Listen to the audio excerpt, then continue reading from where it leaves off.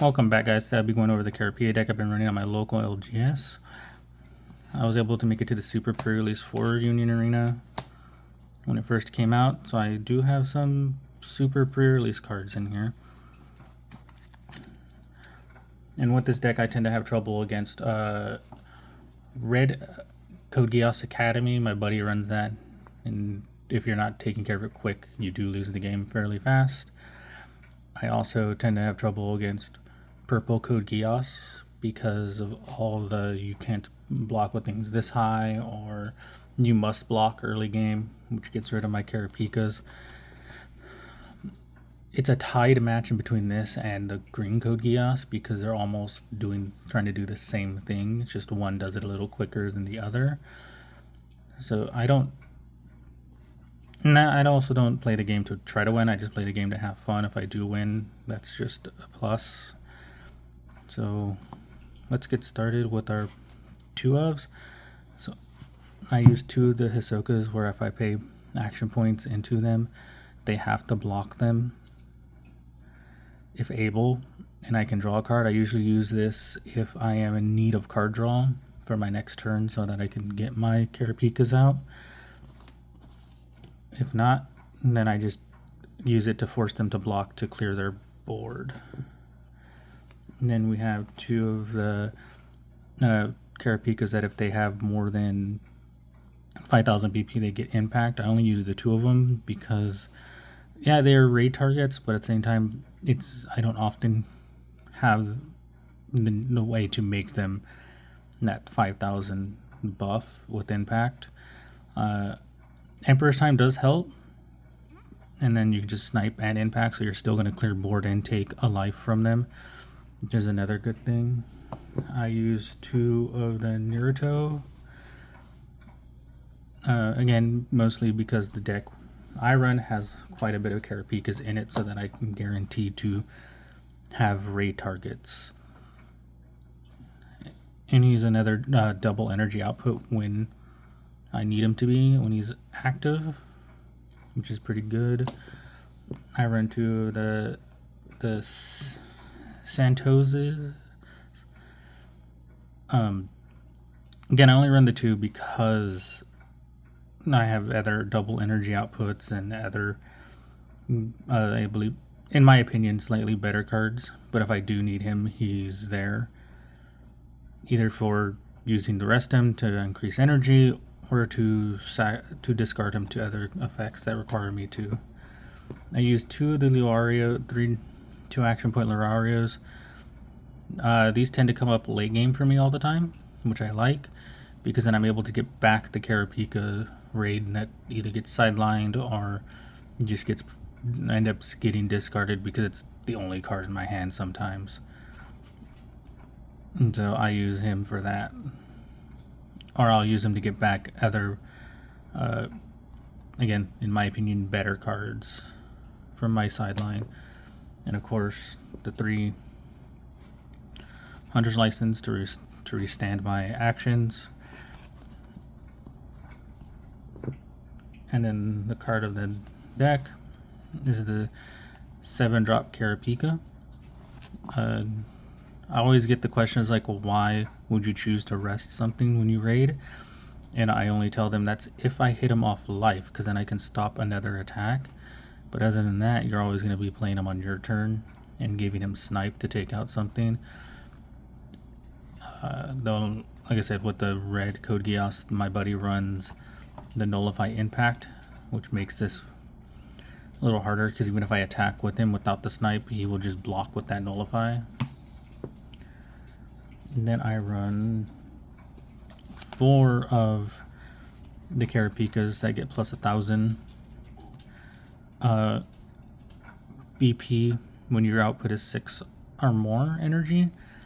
And like I said, I went to the Super Release, so I have 3 of these ones, and then from the Super Release deck, this one.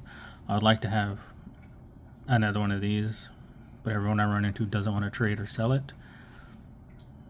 But this does come in handy because I've had several people misplay against me using cards that affect 3,000 BP I always remind them on their turn anyway. When I pass, I go, hey, just remember this guy's 4,000. But sometimes, when you're playing a game, you tend to forget some things because you're trying to think of the line to take to get that victory. Then I run 4 of the Karapikas. When I have 6 or more energy, I get Impact 1, which I like that impact. A lot of this stuff in here gives them impact or just has in a way to give them snipe. I like this one because it gives me advantage by seeing what's on top of my deck each turn I decide to attack with them, or even when I play them. And he's the only color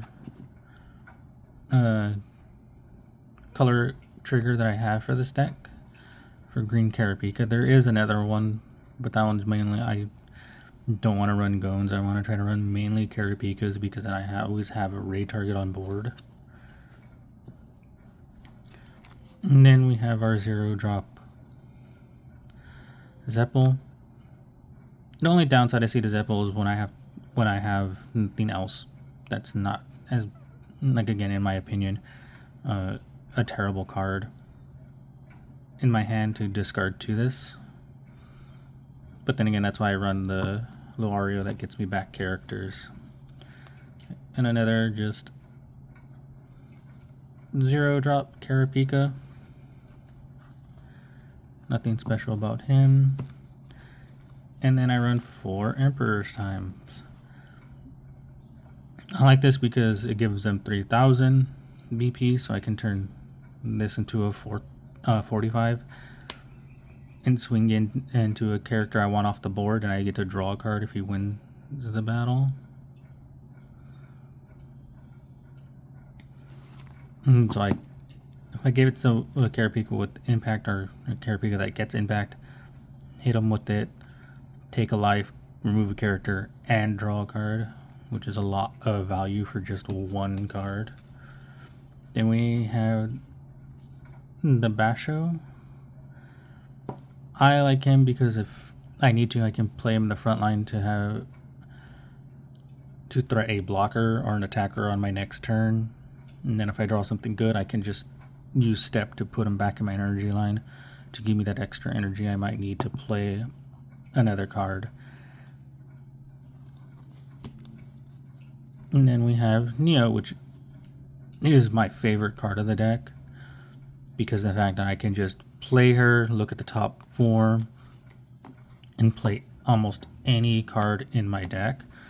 And the benefit of her is I can raid out the Kurapika for free, or even the Hisoka, 5-drop Hisoka for free, and attack with them the same turn, which I've done that. I've played her in my energy line, looked at top 4, got the Hisoka, played the Hisoka, paid into the Hisoka, force him to block with one of their better guys, other than blocking with their little guys, because they save those for my 4,000k non-impact Karapikas.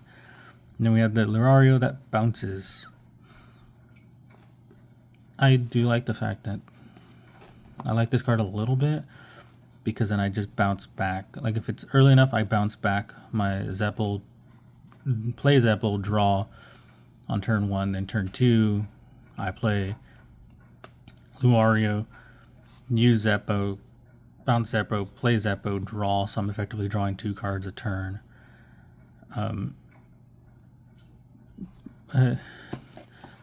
That's the deck. I know other people play it a little differently. They play the SR Luario, that if you pay action, he gets 15 BP and impact. I only had one of those, so I didn't run him. Because when I started, I was hoping other people build decks and trading for decks that I wanted to build for Bleach. But if you have any ideas of how we can make this slightly better for future meta, because right now the meta is very much shifting. Like this morning I woke up and I started building decks for One Punch. This one is the Tornado. I call them Tornado Sisters, but it's Hellish Blizzard and Terrible Tornado. That's one deck I'm I'm trying to play. I want to try to play, and then the other deck is a Geno Sataman deck. I am missing a few cards. I have a group of buddies now that we help each other. Like I'm missing. I only bought one. One of the starter decks. I only have 2 of these guys each, but I can just pick one up again Friday when I go to my LGS. But this is Sataman, and I'm thinking of including this SR Sataman. The only downside is that 2 action points, and there's not that many good 2 action point required cards. So we'll see how that goes. I will be participating in our LGS's rare battle for Demon Slayer. I'm gonna do the yellow Tanjiro deck. I'll probably put up my build before the event or after the event, and then I can tell you how I did with it. But until then, see you guys and talk to you guys in the future.